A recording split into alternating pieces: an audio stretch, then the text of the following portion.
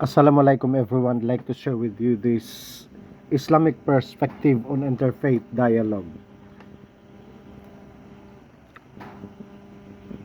So in the previous meeting, I shared with you about the principles of interfaith dialogue. Then I also shared with you the my international presentation in regarding also the topic on interfaith dialogue in an international research conference. So I hope you learned something from that. So once again, I'd like to share with you this topic on the perspectives of Islam in the interfaith dialogue. So as an introduction, the first thing to do in a dialogue, and I think this is very common, is you have to build trust. Establishing mutual respect and understanding can help in fostering deeper interfaith connections among the diverse groups. So tandaan natin ito, the trust is very important, especially to the other faiths. Then the second is promote collaboration. Collaborative community service projects can unite different faiths in work towards a common societal goals. So collaboration is very important with the other faith or the different faiths. That's why I'm happy with here in our land we have international NGOs, but their workers is not solely Christians or solely the Muslims.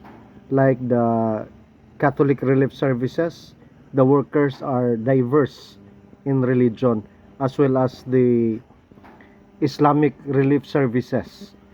So that's one good thing. There is collaboration with the different faiths. Then encourage education. That's the third. Offering educational programs about different religions promotes awareness and diminishes misconceptions among communities. One of which is your course, the Peace Education program. That's why we have to be an advocate of this interfaith dialogue, because tayo yung may alam, tayo yung may edge sa iba, because we're taking up with this course, this program, the Peace Education program. Then facilitate dialogue. Regular discussions between faith leaders can resolve conflicts while enhancing unity and compassion. So that's why dialogue is very important. Para kung may mga alitan or conflict, madali siyang maresolba kapag pinag-usapan, especially on religion. Then, the importance of interfaith dialogue. Sinabi na natin ito. The first one, once again, is build trust. Encourage relationships between different faiths, communities for trust. So, trust is very important. Yung tiwala sa isa o sa ibang relihiyon na maibigay natin. Kasi pag may tiwala, yung trust na yon, hindi magka-problema. Then second, importance of the interfaith dialogue is promote peace. Create opportunities for peaceful discussions to resolve conflicts. So once again, you have to promote peace. You have to create opportunities for peaceful discussions to resolve conflicts. So maganda itong isa na dapat tandaan and promote peace. Then the second is enhance understanding. Facilitate mutual understanding of diverse beliefs and practices. So we have to avoid discrimination, biases, stereotyping, and we have to understand others' belief. Then the fourth is encourage cooperation. Collaborate on community projects to foster teamwork, especially if you are outside, especially if you have work outside. So cooperation is very important. Then you have to reduce prejudices, address misconceptions and stereotypes through the shared dialogue. So yun yung sinabi natin, na maintindihan natin sila, i-reduce natin itong prejudice. Then the number 6 importance of interfaith dialogue is strengthening community. Unite various faiths to address common societal challenges. In Cotabato City, we have the Bishop Ulama Conference. Then we have also the Ustadjas and the pastors and the priests gathering. That's one thing. It's strengthening, uniting with the different faiths, then addressing common societal challenges. Now, in the Islamic perspective on interfaith, so the first thing na dapat gawin yung respeto. Paulit-ulit, I think, hindi lang Islam, lahat na religion, in order to have this, to be successful in this interfaith dialogue, is number 1 to do is respect. Promote respect for all beliefs during dialogue. So malinaw yan. Kung ikaw isang Muslim, nakipag-usap ka sa Kristiyano, dapat may respeto. Kung ako Kristiyano, nakipag-usap sa isang Muslim, dapat may respeto. So not only the Muslims, but with the other faiths. Okay? Second, paulit-ulit tong collaboration. Once again, Islamic perspective on interfaith, binalik itong collaboration. Encourage collaborative project that unite diverse faiths and community. Then the third, binalik na ditong education, facilitate intercultural education to improve mutual understanding.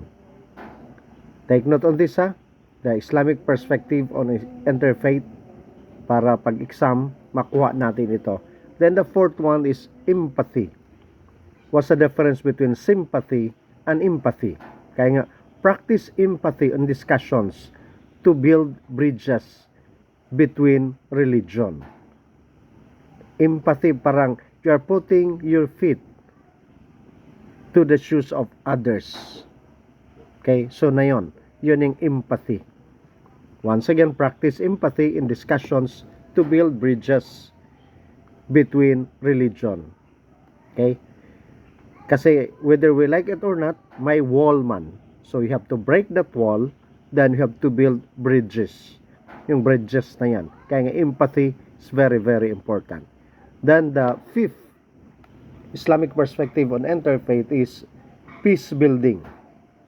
And you have already a lot of idea about peace building. Focus on the peace building initiative that transcend religious boundaries. Okay? So, huwag kalimutan yung 5 Islamic perspective on interfaith: respect, collaboration, education, empathy, peace building. Next, key Abrahamic religions view. So take note, itong mga key Abrahamic religions view. First is the common values. We have to look at the common values, especially the 3 Abrahamic religion.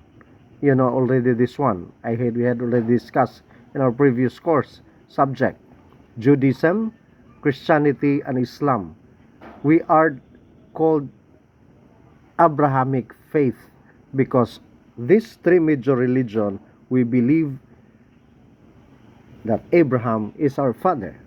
Kaya nga Abrahamic faith yung tawag sa atin. Kaya nga identifying shared ethical teachings across Judaism, Christianity, and Islam foster mutual respect and understanding, crucial for productive interfaith dialogue and collaboration in diverse communities.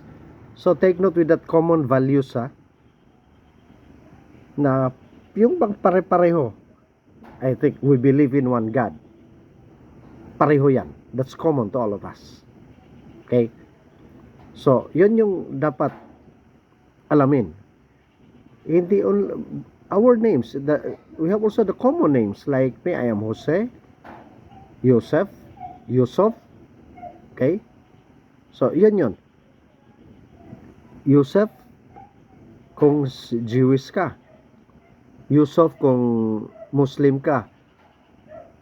Joseph kung Christian ka. So kita nyo, that not a common name, pare-pareho kung saan nanggagaling, kasi that's part na kung saan pare-pareho tayo.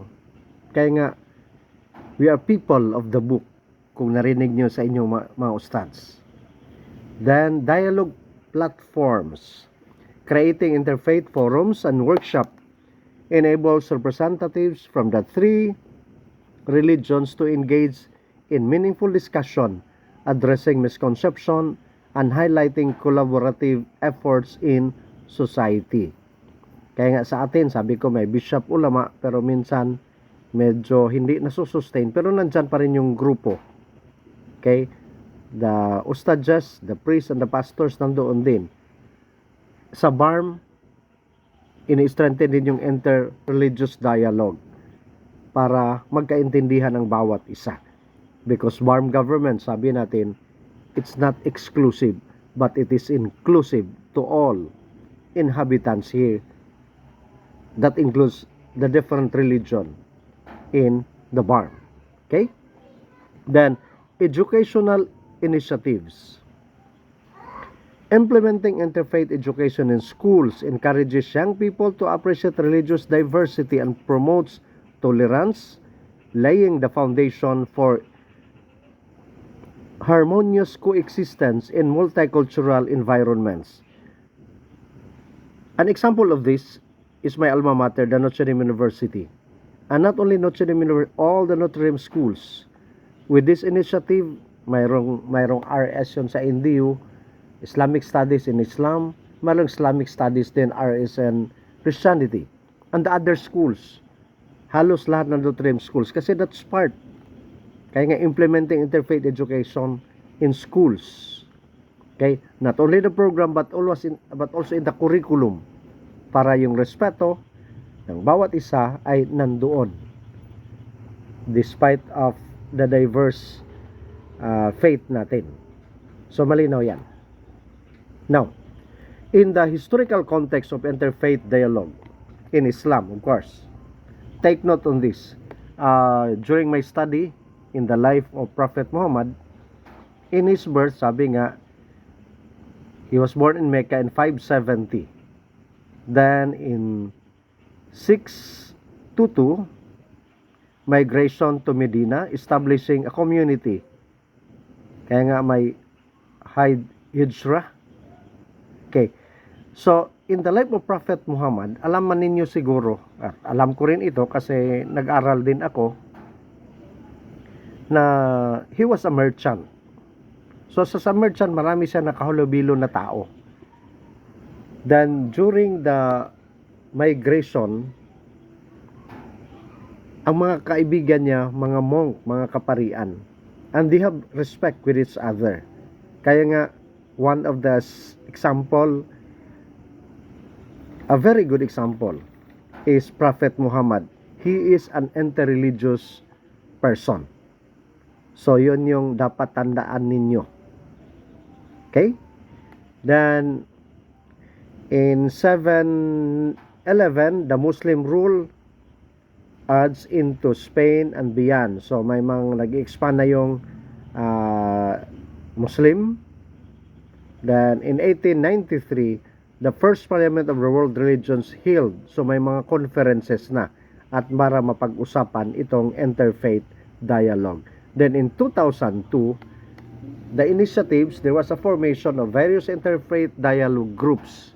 So, medyo bago lang, 2001, pero at least, since the time of Prophet Muhammad, nandoon yan, dala-dala yun.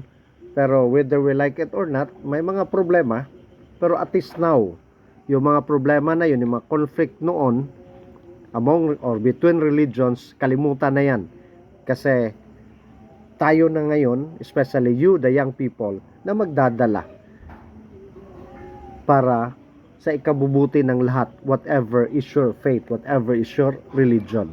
So, malinaw yan ha. Now, I think you're familiar and you know with this, you're a master of this, the concept of Tawheed in Islam. We have the unity, recognize the oneness of God in all aspects of life. Okay, unity, the oneness of God, that's Tawheed.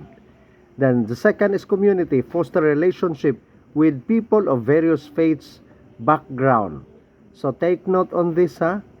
In a community, you have to foster relationship with people of various faith background. Anumang paniniwala niya, dapat maganda yung relasyon. Okay? Sabi nga kanina, tanggalin nating biases, tanggalin yung discrimination. Kasi ito yung turo in Islam, especially the concept of Tawhid. So malinaw yan. Then, the next number 3, bumalik naman itong respeto. Respect. Honor diverse belief while upholding Islamic tenets. Okay? Honor. Once again, itong respeto, honor diverse beliefs while upholding Islamic tenets. So, huwag kalimutan yun. Kung halimbawa, yung iba, hanggang ngayon, nandyan pa rin. Kung hindi naghijab, matik agad. Para ka mang Christian, saan ang respeto dyan? Pag hindi pala naghijab isang Muslim, Christian na. Ibig sabihin, bad influence ang Christian. So, it should not be like that. You have to respect. Okay? Next is collaboration. Part of the concept of Tawhid, you have to collaborate, engage in a joint community project, promoting peace and understanding. Especially when you become professional, huwag kalimutan talaga itong turo na ito. Okay? Then, bumalik namang education as one of the concept of Tawhid. Educate others about Tawhid and its implication for interfaith relations. So, take note on that. Okay? Education is very, very important. Kaya nga, you have to broaden your horizon. Okay? Once again, educate others about the Tawhid and its implication for interfaith relation. So that's very, very important. So once again, there are 5 concepts of Tawhid in Islam: unity, community, respect, collaboration, education. Then in respecting other religions in Islam, first, number 1, you have to promote. Kaya nga, trabaho natin ngayon, not only Christian but some Muslim, but this is a perspective in Islam. So, encourage mutual understanding through interfaith community events. Kung may mga events, so dapat, sabi, i-promote talaga yan. Okay? Huwag maging exclusivist. Then, teach. Incorporate interfaith education in religious curriculum for youth. And I think ngayon it's good and we are happy that in the Philippines we have now the integration of peace education in the curriculum. That's one good thing. Okay? Ini-integrate na ang peace. And of course, when you talk about peace education, nandoon yung isa sa mga aspect, yung interfaith education. Then, empathize. Mamalik din ito na, empathy. In showing respect for other religion in Islam, empathize. Listen actively to the different religious beliefs and practices without judgment. Once again, listen actively to the different religious beliefs and practices without judgment. Take note. Then, bumalik naman itong collaboration. You have to collaborate. Respect for other religions in Islam, you have collaborate. Engage in collective community services project that transcends boundaries. Next, the Islamic teachings on coexistence. So we have to coexist kasi whether we like it or not, sabi nga, magkaiba-iba man talang religion. So once again, coexistence. Look at the term, paulit-ulit lang yan. We have to coexist. I'm a Christian, you're a Muslim, my Jews, my Hindu, and the other major religion in the world, we have to coexist. So, paulit-ulit itong the Islamic teachings on coexistence. Respect, once again, nandyan na. Okay, alam natin yan. So, binalik pa rin, promote mutual respect among diverse religious communities. Dialogue, alam na rin ninyo. Encourage open discussion and deepen understanding of beliefs. Compassion, practice compassion towards others regardless of their faith. Yung awa. Okay? Kung kailangang tulungan kasi naawa ka, that's compassion. Then cooperation, binalik din. Engage in joint project and uplift local community together, especially kung magiging professional na kayo. Ngayon may mga anuman kayo, malapit na kayo mag-intern, so you'll be sent to the community. Kung mga project ganito, so huwag kalimutan itong mga sinasabi natin o inaaral ninyo. Then tolerance. Foster an environment of tolerance towards different perspective. Okay? Education, bumalik din. Provide education and importance of interfaith relation. Then community. Napansin ninyo, is more on the tawhid. The community is build strong, inclusive community relations across faith. So inclusive ha, not exclusive. Kaya nga, look at the picture, isang madre, may kaibigan na hindi naman niya kaori. So that's one good thing. So we have to coexist whatever is our faith. So malinaw siguro yan sa lahat. Then in building trust through dialogue, you look at this diagram. Once again, in building trust in dialogue, through dialogue, first you have to listen, hear the perspective of others with an open mind. I think sa yung the first topic natin about the principles, nandoon din yan. Listening is very, very important. Once again, hear the perspective of others with an open mind. So we have to broaden our horizon so that you'll understand. Kaya nga, listening is the beginning of understanding. Then second, you have to reflect. Consider the meanings behind different beliefs shared. Okay, that's in a dialogue, in building trust. Second, you have to connect. Identify common values and shared interests among groups. Kaya nga, for the sake of humanity, yung lecture natin noon. Okay, at least you can connect. Then, look at the common values, especially that we are Abrahamic religion. The Jews, the Christians, and the Muslims. Then now, number four is engage. Participate in discussion that promote mutual understanding. Kaya in your community, may mga ganitong mga activities, huwag maging passive. You have to join. Participate. Engage in a discussion.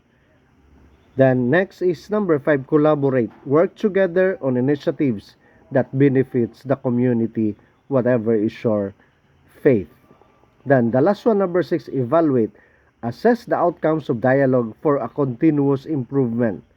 Kaya nga in your internship, kung saan man kayo ipadala ng mga NGO, LGU, or anong agency man, tandaan talaga ninyo ito. Kasi surely halo-halo yan doon, magkaiba talaga ang inyong pananampalataya, inyong paniniwala. Okay, so once again, in building trust through dialogue, do not forget to listen, reflect, connect, engage, collaborate, then evaluate for the continuous improvement. Kaya nga, kung ikaw nang maglilid, ikaw nang magsishare, you have to evaluate para mas ma-enhance pa itong relationship by doing interfaith or interreligious dialogue. So there are also challenges in our faith dialogue. Of course, maraming challenges dyan. The first is cultural barriers. Different cultural understanding can impede the meaningful discussions between faiths. So yun yung challenge. Yan yung challenge. Pero pag naintindihan mo siya, nirespeto mo siya, nag-collaborate ka, and there was unity, so medyo mabawas-bawasan itong challenge ito sa kultura.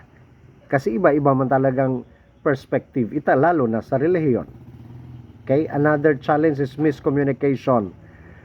Language differences can often lead to misunderstanding in the dialogue process, which is true. Kaya nga, hinay-hinay, bantayan mo rin kung ano yung mga ginagamit mong mga salita, baka nasasaktan yung kausap mo o yung kung nag-discussion kayo. The next challenge is stereotyping. Preconceived notions about other religions can hinder open and honest exchanges. Nandyan pa rin sa atin, no? Para ka mang Bisaya. Pangatipong ganon na expression. Para kang Christian. Tapos ang Christian maganti man. Para kang Muros. Di ba masakit din? So that's the point there. So we have to avoid this one. Kasi this is a challenge. Kaya nga hanggang ngayon maririnig ko pa rin, baboy ka, baboy ka. Although it becomes an expression, but sinong pinupunto dyan? Mga Kristiyano. Pero Kristiyano, magganti yun. Muklo ka, muklo ka. Napansin ninyo? Di ba ang sakit din? That's the reality. Hindi ito sinasabi itago-tago, pero this is a challenge to all of us, especially tayong mga peace educator, mga peace advocate. Kaya iwasan ng stereotyping. Then the next challenge is the religious dogmas. Strict adherence to doctrines may limit acceptance of alternative beliefs and values. Ayun din yon. Okay? Isa talaga yun sa challenge.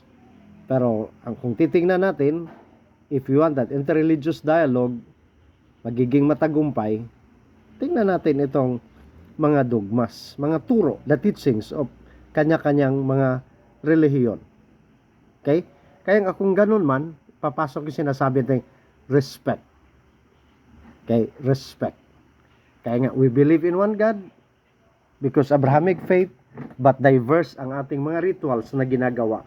So therefore, that's a challenge. Kaya for us Christians, we believe the Holy Trinity. Muslims and the Jews, they do not believe the Holy Trinity. Because that's our teaching, that's our dogma. For us, Jesus is our God. For the Muslims, is only one of the great prophets. So that's our dogma, and that's also your teaching. But the bottom line there is we have to respect. Okay? So, these are the 4 challenges in interfaith dialogue. Take note, cultural barriers, misconception, stereotypes, and religious dogmas. Then, my case study of the successful dialogue. Ang case study na ito, sinasabi dyan, kung may problema, dapat harapin. Communal tensions arising from misunderstanding between religions. Harapin yan. Then, kailangan din, kung may problema man, maghanap din ng solusyon. Then, organize interfaith dialogue initiatives and events. So, may mga successful na dialogues na ganon. Then, ano yung nabibenefits? Strengthening relationship and mutual understanding among the groups. So, with that, magkakaintindihan na. Like, my alma mater, Notre Dame University, since nagkaroon ng peace education program, nabawasan na yung mga alitan between or among the Muslims and Christians, mga estudyante. Ngayon, friend na. Nagkakaintindihan na. Same is true with our institution now. Okay? Na sana ituloy-tuloy kasi that will be the benefit kapag maayos yung tinatawag nating interreligious interfaith dialogue. Ano yung mga approach? Kung may problema, magbigay ng solusyon para magkaroon ng benepisyo. Ang approach, sinasabi nga, you have to identify or find key individuals from the different faith of backgrounds. Kaya nga, how many times na ako invited dito sa BARM as one of the participants or speaker. Kasi I'm a leader also in our church. So, nagpapalitan kami, nagbibigay ng lecture, may mga sharing. Kasi that's an approach. Then plan, develop an agenda on mutual respect. Then execute, conduct a dialogue in a safe and open environment. Then follow up, establishing the ongoing collaboration and communication. And I think here, I'm happy here in the BARM kasi may program na about the so-called interfaith dialogue. Kasi palagi akong ina-invite about this with the interfaith dialogue. Okay? So, the role of religious leaders in the dialogue. In Islam, may mga religious leaders. Christianity, the Jewish people, may religious leaders. Then, in Islam, the imam is the senior religious leader. Then, may mga sheikh din, a community leader. For the Christians, may mga pastor, may mga pari. Okay? Then, for the Jewish leader, they call it teacher or rabbi. So, yun yung the structure or the role of the religious leader in a dialogue. Then, under sheikh, may mga chaplain, interfaith coordinator, may mga mentor din, or the youth advisor. Dito naman sa kabila, the rabbi, may community organizer, may outreach specialist. So, yun yung mga role ng religious leaders. Malaki din ginagampanan na role ng religious leaders. Kasi sila man yung sinusunod. Sila man yung tinitingala ng community, ng mga ordinaryong tao. So, therefore, maganda din yun na ang mga leaders o mga religious leaders, they have an open mind. Okay? Kasi may iba din, whether we like it or not, yung exclusivist pa rin mag-isip. Yung magsabi, kaming Christian, kaming Katoliko, kami lang talaga ang totoong reliyon. Kami maligtas. Magsabi naman Muslim, hindi yan totoo. Islam is the only true religion in the world. Pag ganun palaging iniisip ng mga leader, walang mangyayari sa tinatawag nating interfaith dialogue.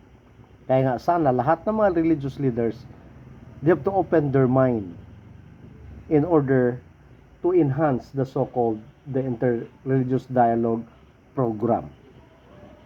Then, community engagement strategy. So, marami yan. Una, na ulitin ko malapit na kayo mag-intern, mag-practicum. Ito yon, mga engagement strategies. First, interfaith events. Organize community gatherings, fostering collaboration among the diverse faith. Kaya nga I'm happy na I was one na nagiging instrument na marami tayong nag-i-intern o nag-practicum doon sa Islamic Relief Services from community development, and I think by the second semester kukuha din sila ng mag-intern from peace and development. Kasi dito, itong mga interfaith event, nandoon na yan. Then, educational workshop, another strategy, conduct workshop promoting the Islamic belief and practices. Kaya nga in the university, when I was in Notre Dame University, every Ramadan, mayroon niyang symposium of Ramadan. Then all the Christians are invited. So, ang ganda. Then pag Pasko din namin, may symposium din. All Muslims are also invited. Di ba ganda? Kasi that's part of education. Then service project, initiate joint services project to address community issues and collectivity. So sabi ko nga, CRS, Islamic Relief Services, mayroon silang mga ganito. So mapalad yung ma-assign doon. Then dialogue circles, create safe spaces to open discussions on interfaith perspective. Then social media campaign, leverage social platforms to share interfaith access or success stories and resources.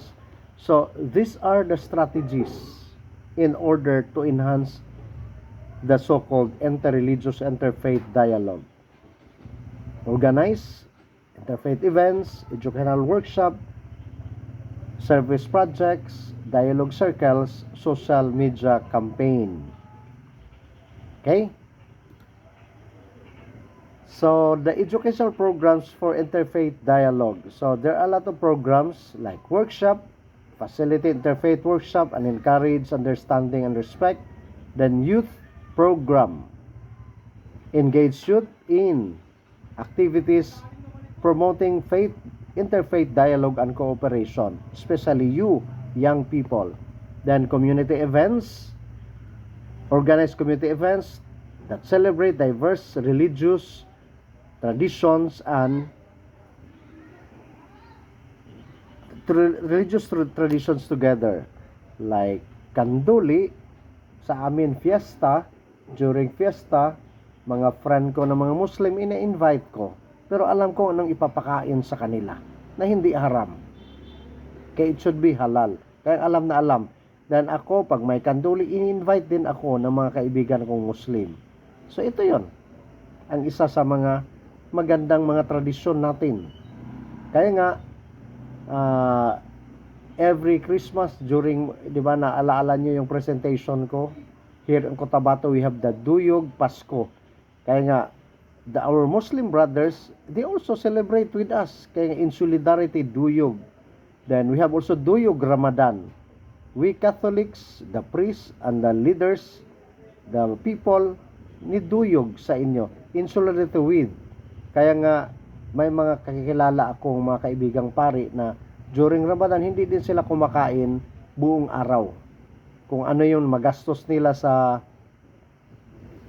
buong araw na pagkain, iniipon niya. Then after 30 days, binibigay sa mga nangangailangan, especially the poor.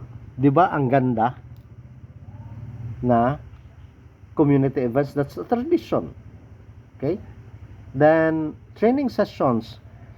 Offer training for leaders in effective interfaith communication strategies. So, ulitin ko, kayo na ang gagawa nito in the community. Mag-uumpisa yan sa inyong internship. Sana yung mga agency, LGU na pinapasukan ninyo, kayo din mag-initiate sa mga program na ito in order to enhance the interfaith dialogue. So, in promoting peace through understanding, take note the terms. Paulit-ulit lang yung terms. Bakit paulit-ulit? Ano sa palagay nyo? Para ma-inculcate, para maisip talaga ninyo, para maintindihan ninyo na gaano kahalaga itong program, itong subject ninyo na interfaith dialogue. First, engage communities in local interfaith dialogues for mutual understanding.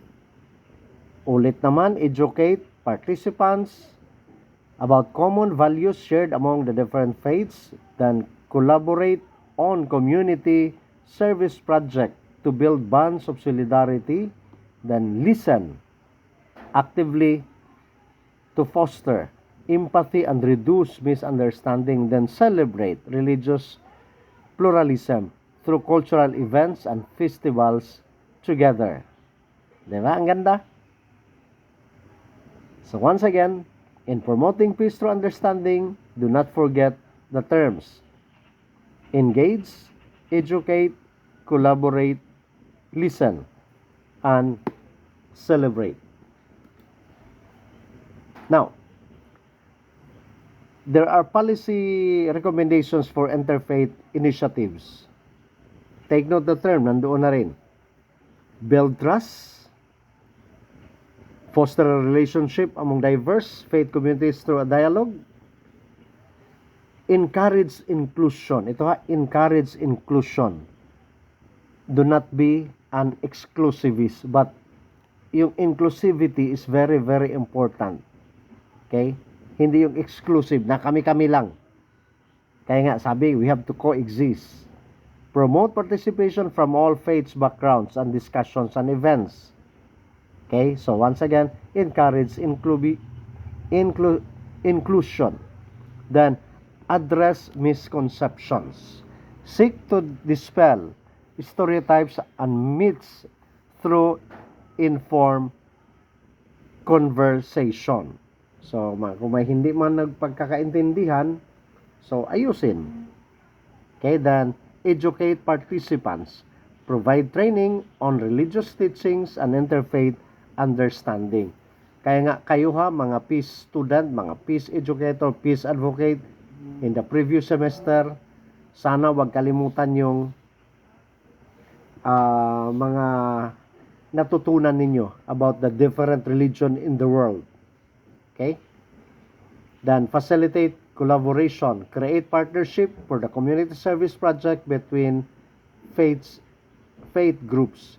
Then, promote tolerance. Encourage respect for differing beliefs while finding common ground. Okay? So, ang ganda. Kaya nga, sinasabi in the first discussion, marami kang masishare, marami kang maibahagi, kahit iba man ang iyong pananampalataya. Then, itong global examples of interfaith collaboration, dialogue forums addressing social issues, ginawa na yan, kaya global. Then, your text here, mayroon din, your text here, then, lahat, global nga. This is a sample way to show your message. Please edit. Okay, so yon. Kaya nga, bawal ang yung mga exclusivist mag-isip. Dapat be an open mind, especially using the social media.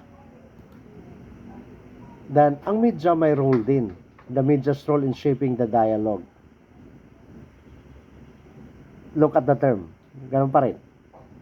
Promote understanding, challenge stereotypes, use platforms to counteract negative portrayals of faith and communities, then facilitate conversations, create opportunities for dialogue through forums and discussion panels, then support collaboration, highlights interfaith initiative that foster cooperation and of different faiths. So, yun, that's the role, media's role in shaping dialogue. Kaya especially now, we have a lot of platform in the social media. Noon, konti lang man, radio, TV, the print. Pero ngayon, ang dami-dami ng platform. Kayo, marami kayong alam dyan. That's why, promote this one. In your own little way, you can be. Kaya ang daming vlogger ngayon. Pero anong ginagawa? Instead of promoting dialogue, they're promoting hate. Kasi na-politicize, grabing politika. At alam ninyo yan. Okay? Why not use the media sa magandang pamamaraan? So, call to action for interfaith engagement. So, once again, you look at the term, paulit-ulit lang. First, build trust, engage transparent communication to foster mutual understanding, then share stories, encourage individuals to share personal narratives to promote empathy, then collaborate locally, partner with your community organizations to address common social issues, then host events, organize interfaith gathering to collaborate shared values and diversity. So, inulit na rin itong educate youth, implement programs in the school focus on interfaith dialogue. Kaya kasi ginagawa natin, you are young minds, but you take the course, so therefore, wala kayong matutunan nito. Then, the leverage social media, use digital platform to promote interfaith initiative and discussions. Yon, makaya yan, magagawa yan ninyo. Okay? That's the call to action for interfaith engagement. Once again, build trust, share stories, collaborate locally, host events, educate youth, then the leverage of social media. So with that, I hope you learned something. Then please take note and study para pag magkakaroon tayo ng quiz, at least hindi tayo mangulilat. So, thank you for listening. God bless everyone. This is your friend, Brother Joars Alferez. Dalaygon ang Diyos.